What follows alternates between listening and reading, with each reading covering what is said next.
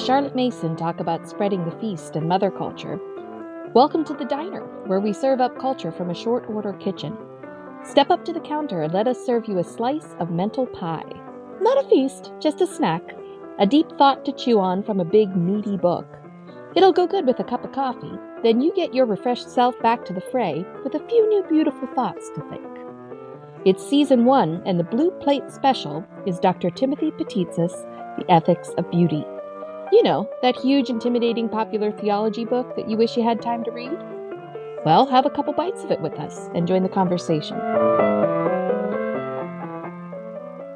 Welcome to the diner. It's Lisa and Laura again, and we're back to talk some more about the ethics of beauty.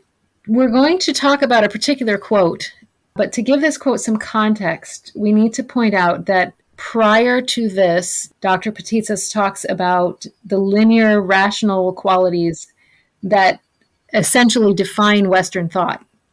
And he contrasts that with, or he rather pulls it from isolation and puts it into company with two other modes of being, which are the heart and the law and order and organizational powers. And the way I think of that is embodiment, putting our ideas and everything that we're thinking of and things into action. And what he argues is that the West lost the heart aspect of this triad and became unbalanced. So like if you think of a three-legged stool, if you cut off one of the legs, you can't sit on it anymore. It's going to fall over. So the West kind of lost the heart, not completely, but it's become disproportionate. You know, it's not as important as it ought to be. Well, I would say it's a misunderstanding of what the heart is. Uh-huh. So from my experience pre-orthodoxy, I would think I was talking about my heart, but I was confusing my emotions and my feelings for my heart. Right. Orthodox Christians do not use this term in the way, for example, evangelicals do. It's very different. And I don't want to derail you there, but when we as Orthodox Christians are talking about the heart, we're also talking about the nous, right? The seat of spiritual agency within a human being. It's not our brain. Mm-hmm. It's not our body. We're not Cartesian dualists. It's something different. And I think that's what Petitsis is talking, that there's just lost this entire sense of the organ itself as having a spiritual faculty to it. Right. That isn't just about, well, I feel sad, I feel happy, I feel like praying, I feel like this, that, or the other thing. So right. Yeah, the heart is not synonymous with our feelings. It's hard to put it into words. There aren't really good English words to, like, there's not one good English word to describe it. And, as Orthodox, we use the word nous, but that's a Greek word. And we still kind of stumble around trying to define that in English. It doesn't have the same context. We use the term heart, but again, we're not talking about feelings. So all of that puts this quote into context. Well, before you give us this quote, I wanted to say a further thing about the heart and feelings is that something that occurred to me, I was Orthodox years before this finally hit me, but that feelings are predominantly a physical experience or a mental experience. And that's why, misidentifying with the heart becomes so confusing, is that our feelings aren't actually about the nous or what we're talking about at all. They're artifacts, or not even artifacts. They're part of the physical mental experience, right? Right. Some people have even used, I think my favorite definition of feelings is like the way your subconscious mind and your body are communicating to your conscious mind. Yes. Yes. So it's not that feelings don't matter. It's just not what we're talking about when we're talking about the heart. Yes, exactly. So with that in mind, here is the quote that we're going to be discussing. When the mind is no longer submitted to the heart, it becomes irrational through an excess of rationalism, while at the same time, the heart becomes dull through an excess of passion and imagination. And I love the way he phrases that it becomes irrational through an excess of rationalism. I see this all the time in my kids. I mean, have you come across this? Like, so they say they want to do something, for example, mm-hmm. and I say no. And it usually, a lot of times it's like a knee jerk, no, you can't do that right now. So they come back at me with all these reasons why they should be allowed to do this thing. And like it goes on and on and on and on.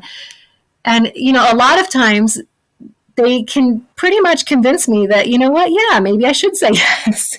But it's like, but it really, it's not about like why they should or shouldn't. What really is going on is, an authority dynamic where they're testing, seeing how far they can get with me, like how much do I have to rationalize to get mom to change her mind, and present all these reasons. So yes, that was the first thing that I thought of when I read that. It happens all the time, and it's not just children that do it either. It actually also reminds me of some of the more bizarre things on the internet. I'm going to go here. Years ago, we used to talk about apophenia, about how the human brain has like this faculty of finding patterns, even where in places where there aren't patterns, right? That's how we see pictures in the clouds, for example, or, random tiled floor. You think you see a pattern. It's totally not there, but you can think you see it.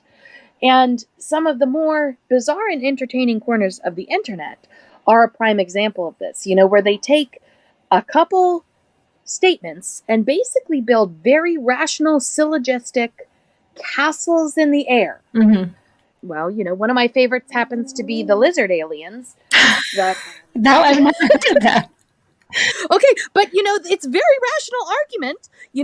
As long as and here's the thing. This is what I tell my kids all the time. As you have to go back to premises, the first principles, because that's where they get you. If you can just accept a couple of these premises, they'll use these logical, rational arguments to take you all the way to Alpha Centauri, where there are lizard aliens. Okay. Oh, it's so funny. Oh my gosh. Yeah, I mean, it's kind of like you've got the flat earth theory too.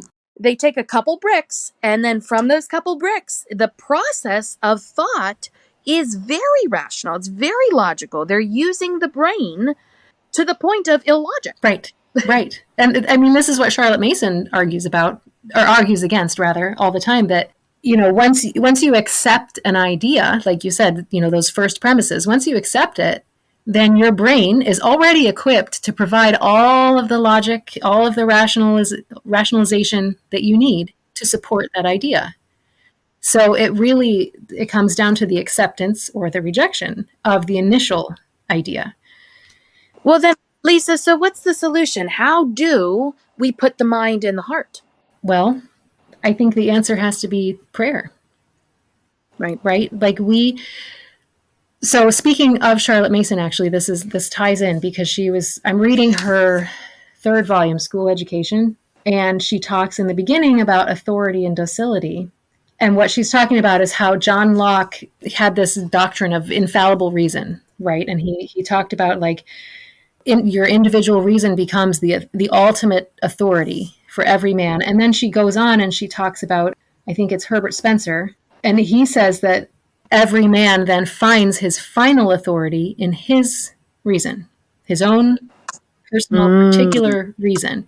And so the reason why I say then prayer is the answer is because through prayer, we are not only petitioning God, but we are taking our minds and we are submitting ourselves to God as the authority.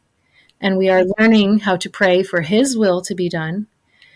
And we are asking for his mercy, and not just mercy in the juridical sense, but mercy as in pouring out the healing oil, right?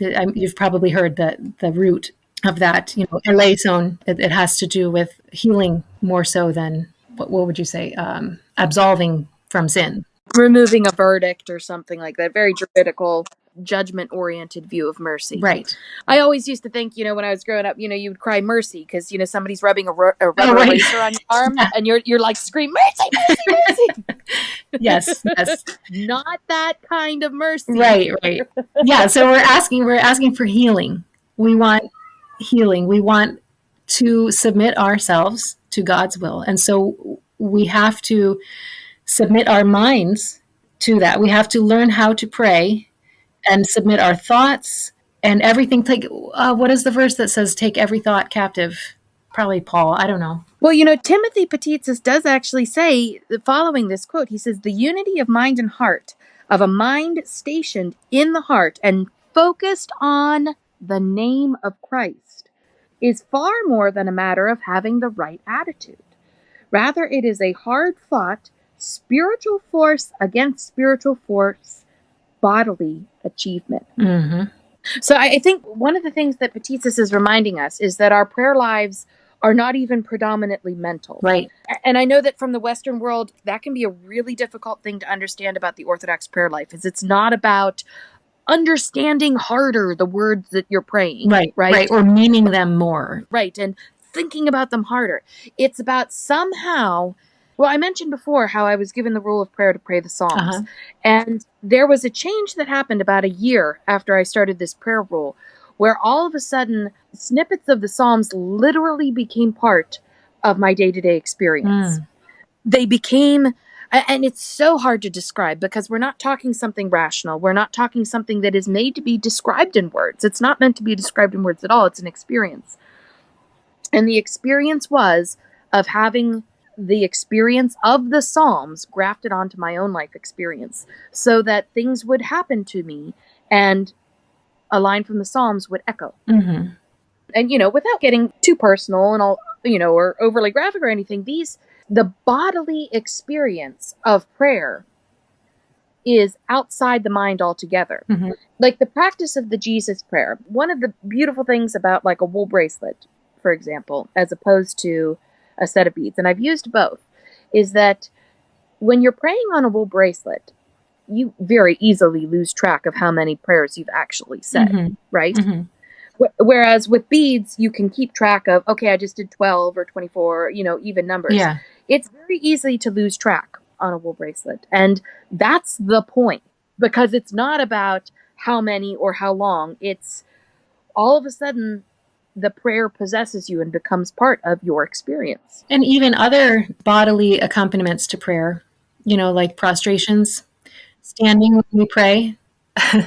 We were visiting a nun. She lives nearby. We were there and she was saying that we're going to say a prayer, and they were all sitting. And she said, well, stand up. We're Orthodox. We stand when we pray. Oh, yeah. And part of the reason for that, though, is that we are taking the body along with us on the journey, I guess, like with the mind and the body are united in the prayer so that, it's okay. We actually want to feel a slight discomfort, and we want to be aware that our whole self is involved in this. It's not just mental. If you don't involve your body, then the experience is only half of what it can be, or even less than half. Right. Oh, Lisa, we're going long again. We told everybody it's going to just be a slice of pie, and here we are. We're like, no, eat the whole pie. Eat the whole pie. I know. It's hard. So we'll stop there. That's fine. So what should we think about this time? We need to think about ways that we think instead of putting our mind in our heart. Because we're all Westerners, even if we've been cradle Orthodox, Mm-hmm. and we've all been influenced by this way of letting our brains lead us around and have our heart on a leash. Yes. That's what we all need to meditate on. And we could meditate it on the rest of our lives, and we probably wouldn't solve the problem. Right. It takes practice. You have to do. This is one of those things where you can't just think and think and think about it. You also have to do it. So let's end there. And we would love to hear thoughts. Please leave them in the comments. We'll see you next time.